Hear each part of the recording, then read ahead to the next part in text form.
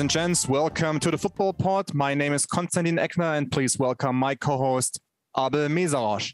Thank you for listening. And today we have a very interesting show for you guys. We just obviously finished with the Euros, and we're much of the European season is kind of just underway with the qualifiers. But one country where the season has been underway is the United States. So we would actually we have a guest who works in the U.S. He is the goalkeeping coach of the New York Red Bulls of MLS. So today's guest is none other than Jyri Nieminen from Finland, and our topic is goalkeeping and goalkeeper analysis. So please enjoy the discussion.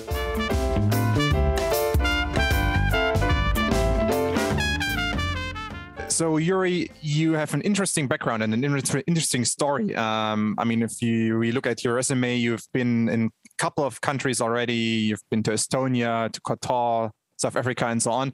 Can you maybe tell us about how you got into goalkeeping coaching and what's your journey have been up to this point?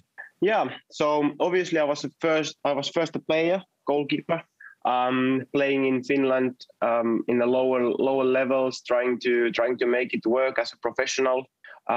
Played in a second league, earned some money with that, but same time already coached. I started my coaching already when I was 14. First, trying to learn coaching and even I may say like sports science things to be able to develop myself. But very, very, very early, I realized that I enjoy a lot to share what I'm learning and try with the other goalkeepers as well what I'm learning and what I'm trying to do. So around those times, I already realized my passion to coaching and wanted to be a help to the others that I never got myself. So that's the start of everything for sure. And very early age, I was loaned up north in Finland. So lived by myself since I was 17 there. Was very, very clear that I was there only for football and a lot of free time to use to develop myself, study, and make trainings for the kids aside of playing at the same time. So it was very, very early when I realized that I want to make a career as a coach. But that time there was no professional goalkeeper coaches really in Finland. So I wasn't sure how to make it and how to do it. So I was thinking that I'm really grateful if I can play a couple more years just to get that understanding from field and same time kind of try to create it for myself. Like, is it 50% coaching goalkeepers, 50% working for a club in another task, or how is it? But when the years went on and also coaching developed in Finland and I think I developed myself also and tried to create international connections a little bit at the same time, I realized that this goalkeeper coaching is something that I can really specify on and make kind of difference on that area. Mm-hmm. So I think I was 24, 23 when I got together with a really, really good and inspiring coaching group in Finland in club called FC Honka,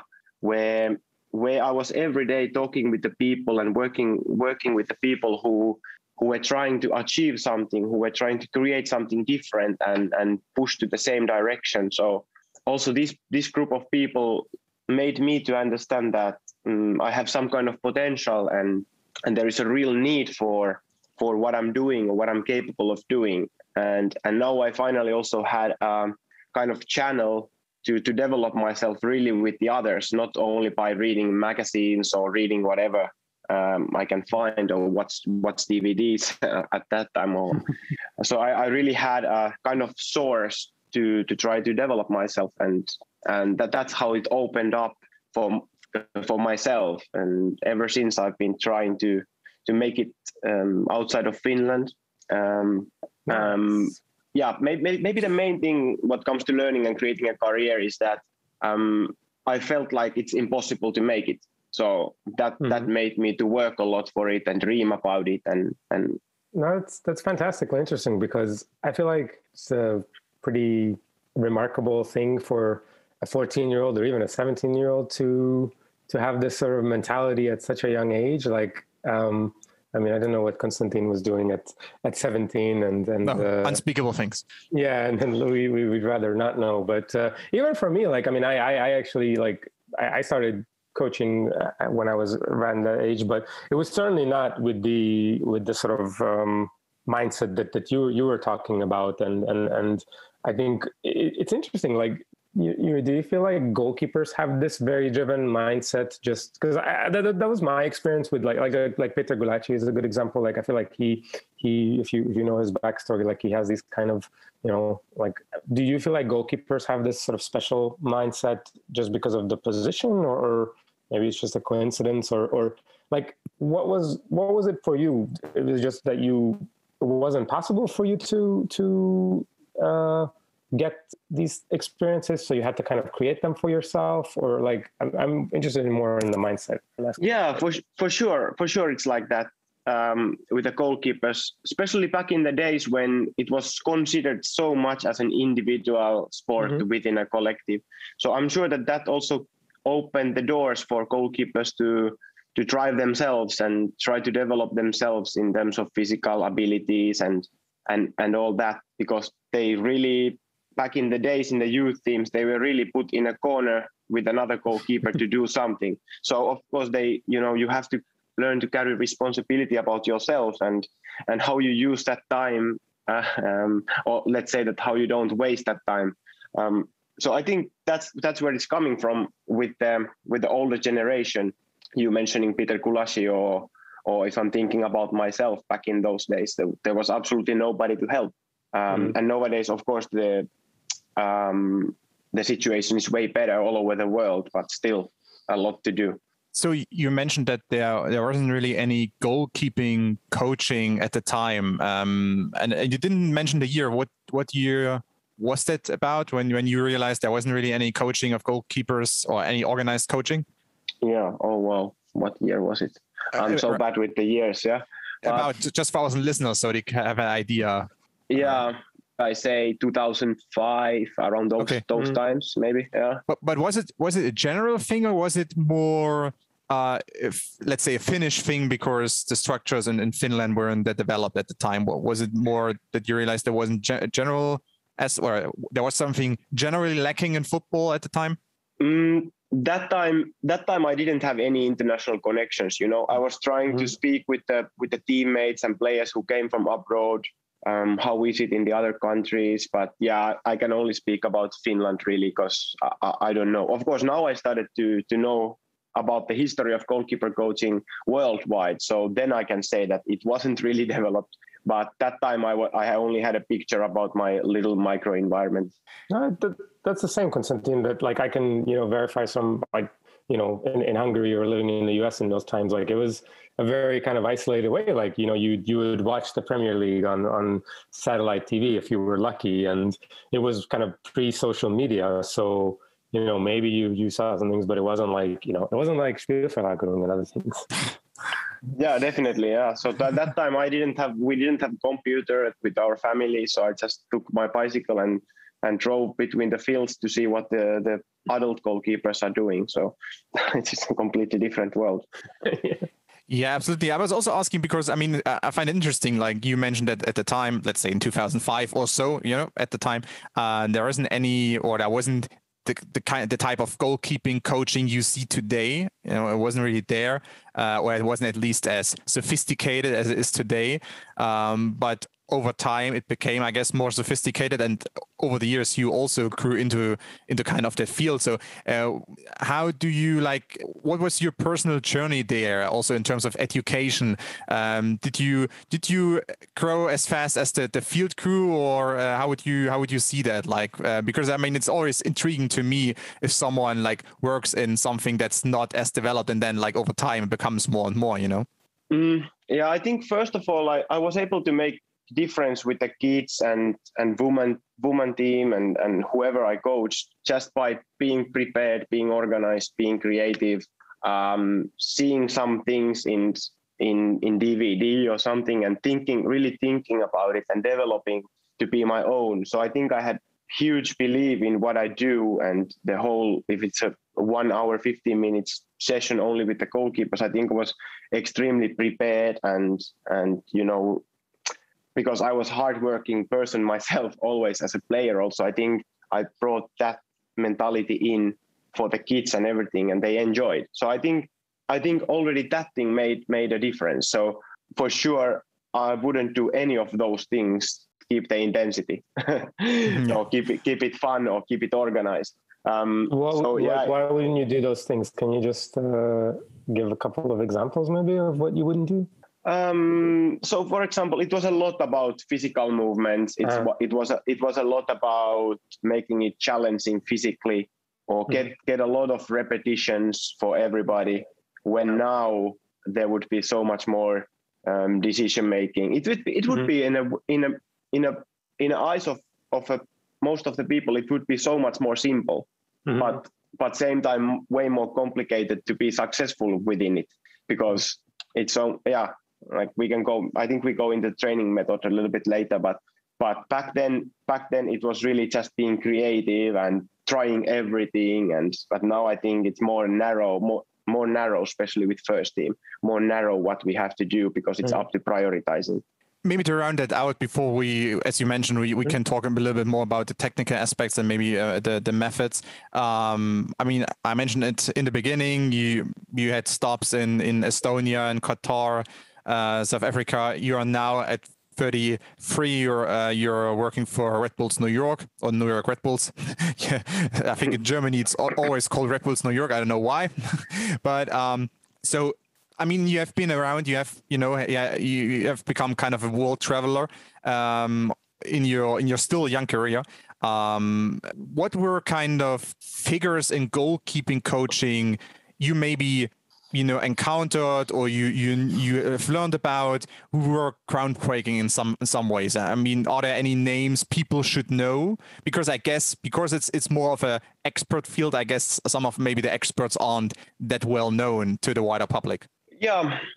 So first of all, when I really realized back in those days that what's the culture in coaching in Finland and what I want in my future, I think it became very, very clear that every single moment and every single euro that I can invest on my self-development and creating my career and really self-development, that time I have to go somewhere. I have to go abroad. But because I didn't have these connections, I had to ask, like, who is doing a good job? Who should I talk with? And Jarkko Tuomisto, another Finnish colleague of mine, is super important person for my development and going further in my life. Became one of my best friends at the same time. So he was kind of mentor for me. We worked together. He hired me to club where he played, where he coached, and later we worked together in Qatar as well. So he became super important person for me, and still nowadays, like how to bounce ideas and analyze things together. But then other than that, trying to go to goalkeeper coaching conferences, first in Italy, because that was the only one at that time. Every year, go there, try to get connections, try to get email addresses of people. Then from ex-players in Finland, ask how was it back in that club or that club? Where did you play it? So then I made a little bit longer trip to Europe to go to visit Ajax, AZ Alkmaar, Genk in Belgium, just because hearing that they are doing good job over there. The good goalkeepers are coming through in Genk in Belgium. Went to Portugal to see a couple clubs just to get a wider understanding about what's happening. And that's always been my style. Because first thinking about something or dreaming about something is another story, but going somewhere to see what is it really and doing your own analysis about it, it's a completely different story. And I did same already when I 2008 or 2009 I went to Argentina for 6 months just to understand, like, what do I want and what I'm dreaming about, and to see a completely different kind of goalkeeper coaching culture. So that was also way before I was so clear that I want to be a goalkeeper coach, but it was with an idea to understand, do I really want it, and all that. So it's interesting because like we were talking the other day with Jyri kind of off the air about him writing a book potentially, and I think he was joking about it, but I think based on sort of this last few minutes, I feel like there really has to be a book that's coming, because there's so much so much to tell, and there's so much self-sacrifice, and I feel like that's a common trait for people who become successful at a field, and I think you're obviously a really good example of that. So maybe we will get a book out of this, because there's certainly a lot of material, and I think what you're telling is absolutely amazing in terms of the dedication that you're showing to something, and so that's very, very good to hear. So I want to kind of turn to the analysis training part of it, and with sort of a question that I've been sort of thinking about, and I think you mentioned something about this in the earlier part where you were saying how there wasn't a lot of material about goalkeepers, or you mentioned that they're a lot of times like people thought that they weren't really part of a team, or they're just kind of like this isolated thing. And I feel like in some ways in sort of mainstream media or even Twitter, like we still think of goalkeepers as like a sort of a different players on the field, to put it mildly. And even though it's kind of the age for analytics and analyzing football, and we get so much data and videos and numbers and all those things, but I feel like that was one thing that I noticed is even in major tournaments or other things is would you say that it's the least understood position publicly in terms of goalkeeping, or am I being too harsh? Yeah, can easily be, but of course I myself, I don't follow that kind of media so much. You're smarter than us. yeah. So I try to focus more on specific things that I know that I can learn from.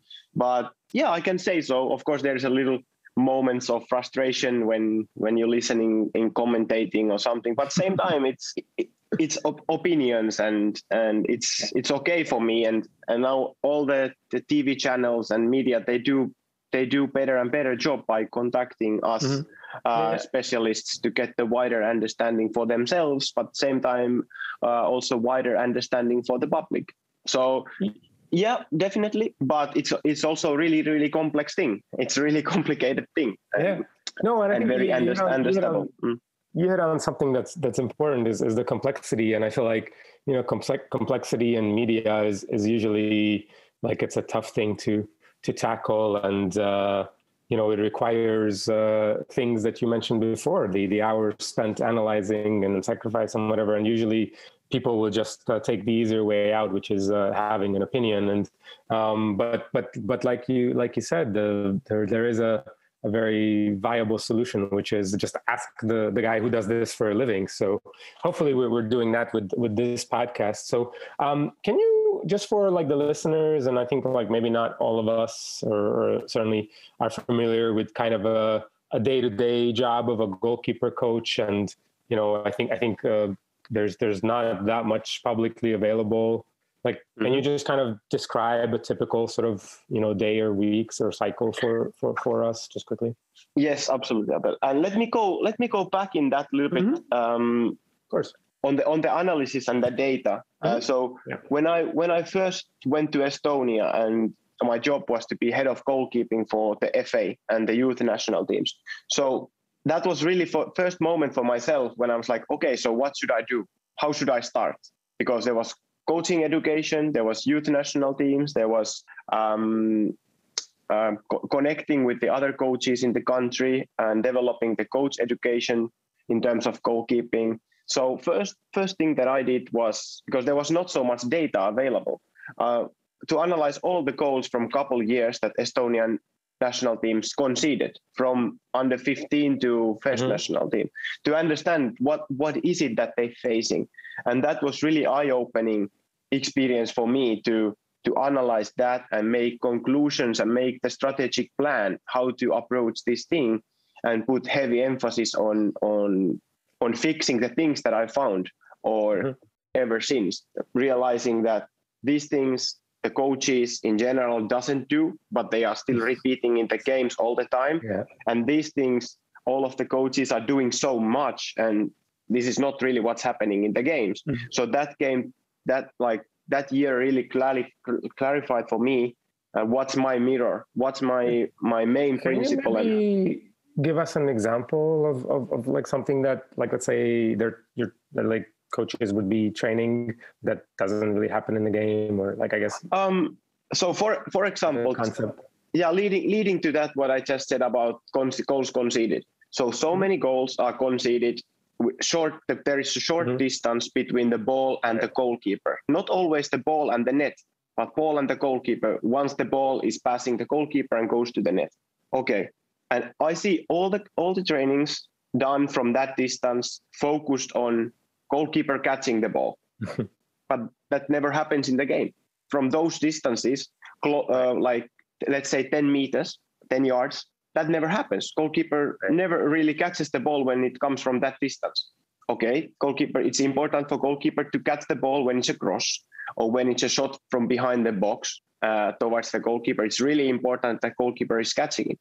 But from those distances, it's completely different principles applying. You have to be able to react quickly. You have to be able to stand with a good balance. You have to be able to close the space between your legs really quickly from that distance.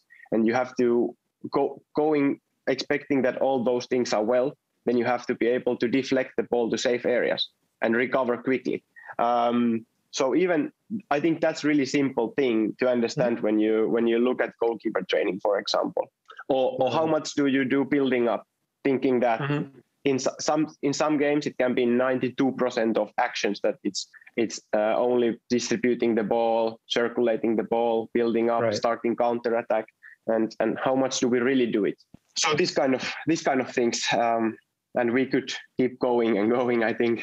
Yeah, but I think you hit on something really interesting, because it's like, and in the videos and some of the things that you do in terms of the coaching, what I see from you is always having the plan and being consistent with the style, right? And like in the, let's say you made a video about build-ups that have to, you have very clear concepts of, when to offer support, when to find the free man, who are some of the things, and like it has to make sense with the style of the team, right? Like if your team is like, has 25% possession and then, so, why would you change? But vice versa, right? If you're like Manchester City or one of those teams that has 70% of the ball, like maybe, you do need to be coaching that more and not, spend the entire sessions just, in terms of different saving scenarios. So 100%. And sorry, but also that's why going to a new environment always, you have to have a clear package. Who are you and what are you able to offer to this new environment? And then the day one, you're able to ask those specific questions from the head coach or from the director or whoever, asking that, hey, do you want the goalkeeper to give this kind of support or open this kind of passing lane, or what do you think about this? Because you have those concepts. And then in an environment, something is more important than the other. And you have to be prepared to offer whatever is required. Yeah, and I guess like the other questions I wanted to ask is are there specific goalkeepers that you tend to follow, or in terms of your analysis, or are you like, do you have, say, like a folder where you say, okay, if I'm going to coach for like a pressing team, then I need to be doing this kind of exercise, or if I'm just going for like a team that has a lot of the possession but doesn't do a lot of pressing, then I go to like a different folder, or like how does that necessarily work for you in terms of the coaching thing? Yeah, definitely. Like what comes creating folders, yes, have to have examples from different kind of things, that have to have a reference from top level always, and I really believe in that. But what comes to exercises, I have kind of a different way of creating my daily exercises and daily work. So basically, I would say that I create everything again for specific training, just to make sure that that it's better than last time. Of course, there is a lot of similar things, and only a small things are changing, I guess, because I think I have made enough trainings during my life already to be able to understand what is yes and what's no. But I think I created every day kind of again to go imagine the scenario in my head once again, going to the match images once again to check that it is accurate, going to opponent analysis once again to see how is the situation really, how is it developing, what kind of challenges. Like that's my way of working, and always walking to field to imagine if all the rotations and everything is working like in a way that I planned and I thought. So that's my, going back to that question that I never answered, that's my kind of daily work, how I do it. And I feel sometimes this process is so easy, but sometimes it's so painful for a couple hours coming to a real decision what not to do. Because I think sometimes that's really the hardest question is what I am not going to do. Exactly. And yeah, I tell a lot of my colleagues who ask advices on some things, I think to be able to go a new level as a coach and to be able to push the goalkeepers to a new level also in terms of training habits and widening their game, really have to be brave not to train something. Because if you always do everything and you always keep the nice comfortable feeling over there, do training, you just don't have time to do everything that you need to do in terms of expanding your expertise. Now you have talked about like kind of how to, have the eye test and how to analyze, of course, your goalkeepers and how to assess them. And as you just expanded on what to do and what not to do, and like kind of figure out your role and also kind of the focal points of coaching or of exercise or of a training session. I want to ask you something, because we have in the past on our show, we had Tom Warwell on and David Sumter, so some people in football who are one way or another involved in data analytics. And I was curious about like, what kind of, are you kind of, using data for analytical purposes? And also because I haven't read much about it, like what are or in your opinion, or what might be the useful data points for goalkeeping? Because these days we discuss a lot about like team analytics and all the kind of data points we know now, but you barely read anything about goalkeeping data other than like, I don't know, save percentage, which is not a good thing to assess anyone, I think. So what's your view on that one, on data and goalkeeping? Yeah, first of all the data that you see about team analysis is super crucial for goalkeepers as well, because that's what's happening in the game. That is absolutely necessary for myself to understand what's happening, where we're going to, what direction the football is developing, all that. But of course, goalkeeper specific data is another story. And I think that's one of the weak points of mine. I think I've been trying to get more use of data, but still haven't got so much like extra help from that side. When I say so much, I think that there is more to get. And I'm blaming myself about that. At the same time, I feel like the data is always kind of the same that I'm thinking about daily. So these are the number of actions. These are the main areas that opponent is attacking from. So I think that's maybe the main thing is that going to a new week, for example, doing the new opponent analysis together with the analysis department.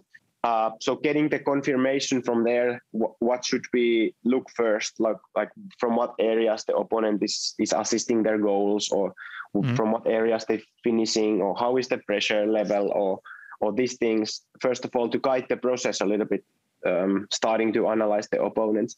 Other than that, when you mentioned the save percentage and stuff, actually, we have a little group of goalkeeper coaches where we're trying to focus on developing ourselves and each other. So with this group, we try to do a system, how to evaluate the goalkeepers and create like a performance number. But we still couldn't really find the perfect way to do it. and there is still a lot of things to develop. And the problem with that is that you always have to evaluate manually every single action. And is it possible to save, from which area it comes to what category it falls to? And now if you want to have enough numbers, you need a lot of people to do the data. Right. But now if it's a subjective understanding of what is what category and what is savable and what is impossible, it became difficult. But I think anyways, trying to develop something like that was very, very helpful process. Have you also looked into post-shot XG, so post-shot expected goals, which is kind of like what a lot of people now are looking at when they try to assess goalkeepers? Yeah, absolutely. Is it helpful from your point of view? I haven't found any use for that.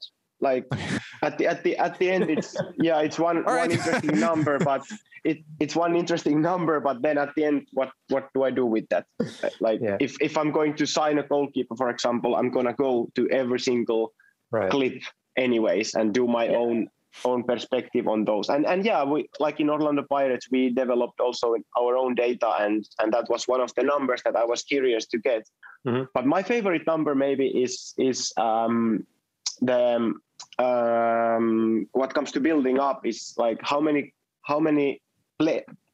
opponents goalkeeper is able to eliminate with his passes. So like the packing thing, by passing, progressive passing, basically, right? Exactly. Interesting and kind of fitting that you bring up build up, because there was also something I wanted to ask you actually, because I think safe, or like the ability to stop shots is one thing. But when you look into goalkeeping and what's part of goalkeeping is of course also potentially being part of the build-up plays. And like, how is it for you, and how do you approach your keepers and like kind of teaching them in terms of build-up plays? Because I think when you look at outfield players, the technical level is kind of quite, or there is a narrow space in which all these players are operating technically, from in terms of technique. But I think with goalkeepers, the range of like from good to bad passing players, for instance, is kind of wide. And you even see that on the highest level, that there are some goalkeepers who are really good, who might be close to being capable of playing outfield, and then you have some where you think like, they have basically not the ability to do anything other than maybe play the short safe passes. So how do you approach like coaching build up, and is it more about technique in your opinion? Is it more about decision making? Like, how do you approach it? Yeah, spot on. I have seen the same, and even in the environments where I've been, there is huge differences. But one reason to that is also the perception of, if we play with this person, we can build up. If we play with this person in the goal, we cannot. So this gap is just growing and growing, and it looks in TV or in the matches that we all are looking, it looks even more dramatic, the difference, because with this guy we don't even try. So even the center backs are not opening or something like that, and that's kind of wild. But same time, there is already a couple teams in the world that they just believe in their identity and not going to change it. Do the player change. So would be wild for me to see Barcelona chasing the playing style if one midfielder is not playing or one center back is not playing. So I think that's where we should go with the goalkeepers also, that everybody is able to execute a plan. And now you just talk about the little details, who is able to eliminate more players with their passes, or who is able to be hide the pass with the left foot to right center back a little bit longer, or something like this. But also what I've been saying lately is that the new generation, the next generation coming through the academies all over the world, they are going to be 1 or 2 steps better with their feet, because a lot of professional goalkeepers that play now in the best main leagues in the world, they are older. So the building up came to their life way later. So now it's more about who is being able to catch with that. And I always say that the goalkeeper is also really, really difficult position, because you have to have all all the skill sets of center back, for example, plus all the defensive techniques and concepts of the goalkeeper. But over there, I think the main thing is the decision making, the ability to scan the field, to understand what's happening in the field, and only then is the technique. But I think because a lot of things perceive it other way around, that's slowing down the development as well. Because even the little bit worse pass in terms of quality, but at the right time to the right spot, I'm sure that every coach wants to take that rather than perfect ball technically, but just a little bit late and just a little bit to wrong location. So I think that's also the answer how to develop it. You have to put the goalkeepers to the situations that they have to make decisions and they have to observe and scan the field and create relationships between the players and be able to be proactive in terms of organizing in helping and preparing them for that and introducing these concepts. For example, how to create a little extra space for center back, or how to commit the opponent player to be able to open the passing line inside or outside. So there is still, it's not only bringing the goalkeeper into the rondos or into the possession games or something. It is also from goalkeeper training, building the progression to the collective exercises, where, of course, it happens, the development happens, but they also have to be equipped and prepared to go there to be able to take maximum out of those exercises.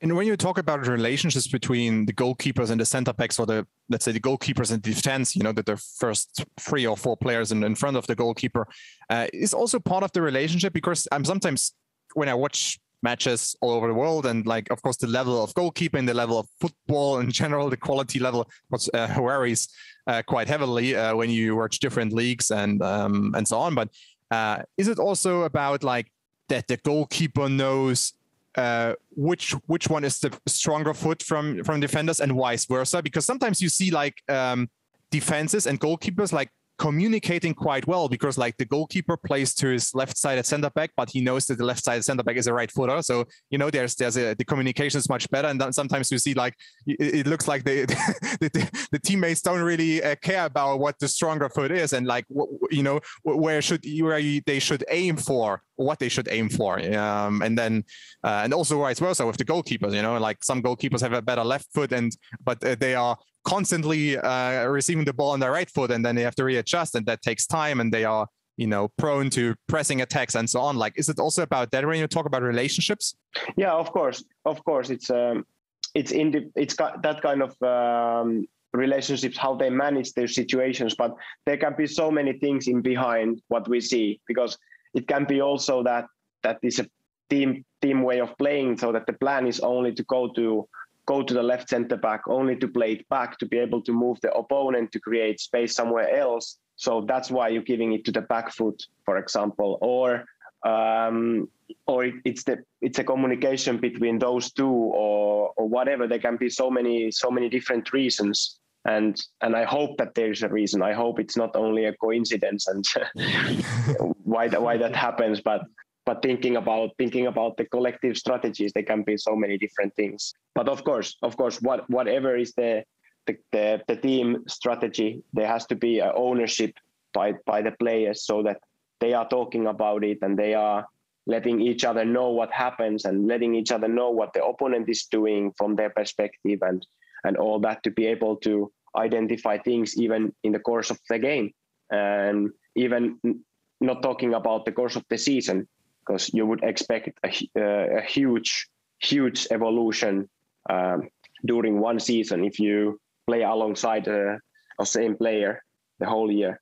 But that's sometimes what is lacking, actually. Take the ownership and really discuss about those things and try to take them to the next level. And it sounds like what you're kind of describing to us is sort of the ideal kind of learning curves and developments, and how you're showing us examples of how having a plan and having sort of consistent principles, or even following a philosophy is a huge part of goalkeeping, which seems to and feel free to stop me if I'm mischaracterizing what you're saying, but and huge part of football, first of all. Yeah, exactly. Let's not isolate the goal. Yeah, and that's where I wanted to go to, is right how it's a way of how, you know, the top coaches in the world are coaching their teams, and naturally that extends to goalkeeping, and as you mentioned, as no longer sort of an isolated, you know, like as I think Jonathan Wilson has this book called The Outsiders, and I think goalkeepers in general are kind of romanticized, certainly in the past, I think, because of just the nature of the position. And, you know, there's a lot of these sort of, you know, Albert Camus was a goalkeeper and sort of famous, goalkeeper was the guy who used to wear the funny hat, like Levi Yashin or, you know, or Gyula Grosic. And then, you know, so there were all these things. And I think it's interesting to see that how we are so far away from that, and it's become much more an organic part of football and coaching, and it's been really great to hear you discuss that and giving us so much good insight into somebody who's doing this at the highest level. So just before we leave, I kind of wanted to ask you some questions about favorites and people and goalkeepers you like to watch, or do you have I mean, first of all, do you even have the time to watch, and I'm obviously you're always watching with the eye that you know, maybe you're going to need something for your work, or maybe you already have these kind of things, but what are there any favorite goalkeepers that you watch for the work purposes, and maybe like if you have a certain type of goalkeeper for a certain type of team, like, you know, you say, okay, well, this is someone that I think we should follow. Like, do you understand what I'm trying to ask? Yeah, absolutely. So first of all, the main thing is to follow my own league, because I just came into MLS, so I try to again catch up so as much as I can with the MLS players, with MLS teams, and also MLS goalkeepers. And same when I went to South Africa, that was the main focus, to watch that league, just to be able to know the environment, which is most important. But of course, there's Stegen, for example. If I need to do a building up, like development thing, I'm of course going to him. Always asking the colleagues, who should I watch if I'm looking at this and that. So it's more about that, like looking for something specific, and then thinking who is doing that, and talking to my colleagues who watch different leagues, like who should I watch if I want to find good examples about punching the ball, or please update me if there is interesting ways to use goalkeeper in build up. So of course there's a periods, and if you wanna go to see different kind of variations in build up, I think it's good to keep Manchester City in your loop all the time, and create kind of a demand for goalkeeping. Yeah, it sounds like it's in that aspect. It's similar to like a match analyst or a co-trainer who, you know, obviously you don't have the time to keep track. So you have these kind of filters through networks or people that you trust, and, you know, like I think it'll be something where like, okay, well, is there a team in Germany that plays exciting build-up, and maybe, you know, we can look at that, and or maybe it's, you know, it's like I don't know, maybe it's Peter Bosch or, you know, Julian Pollersbeck or somebody like that. Yeah, that's exactly how it goes, and then you start to see, okay, where is this coming from? And okay, this coach was in that academy. Okay, so how did they play it, and all that. So for example, when we did that analysis with the other coaches, I saw Mendy, who just moved to Chelsea first time. I never heard about him even. I was thinking, who is this guy giving amazing passes? I was just analyzing the French league, all the goals conceded there. So that's how you also come across interesting names and interesting styles or details when you commit to projects like that. Now, we haven't had the chance to talk about the Euros today, but I think like that the discussion was, of course, fascinating because we're about to wrap up. But I wanted to ask you only one thing that came across, at least when I followed the Euros, and that's Kasper Schmeichel and his Danish catch. Have you seen that? And is that something common anywhere else? Yeah, I know what we're talking about. Yeah. So basically, for the listeners, if I mean, you can check it out. Like Danish catch is like basically catching the ball. You are basically positioning your arms, your elbows, and your arms right in front of your body, and you're catching the ball basically below and under them. And then it's. I mean, it looks fun, but it also looks like if it doesn't work, you're looking like a fool. Is it more for show, or are there any like new catching techniques or something? I'm not sure where it's coming from, because now you see a lot of clips about that in social media when you scroll around. But I'm sure that every goalkeeper is been catching the ball like that just by coincidence also, because it can be a kind of a natural way to catch it if you're not sure if you catch it with your hands, like you catch the ball normally, or you let it come to your lap. So, there is this kind of a middle zone in between those two techniques that it's hard to figure it out how to deal with that ball. And yeah, for me, it makes sense that in some point goalkeeper must do something like that, because like going more and more into the match analysis and what's really happening over there in the games, the techniques that goalkeepers end up using are something completely else than you can see in the technical manuals. There is something that you can see in technical manuals, but there is a lot of things that you cannot see over there. Imagine the shot with the 2 deflections, for example. Yeah. So that we call that the ecological dynamics, when you have to adapt to your environment, and you have to have a capability of coming up with the different solutions what in relation to the demand of the environment. So I understand it. I completely understand it, and I hope people don't misunderstand it, so that it becomes one of those things that the kids use time just practicing the technique or something. So my conclusion is, be ready to deal with whatever comes towards you.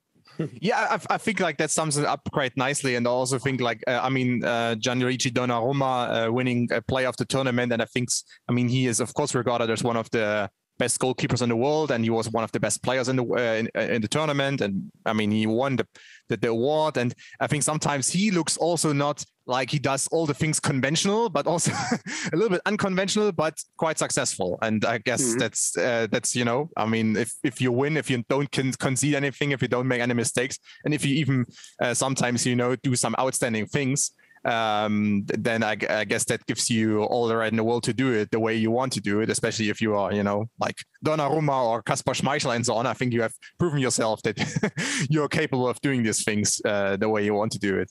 100%, as long as you stay critical. Yeah.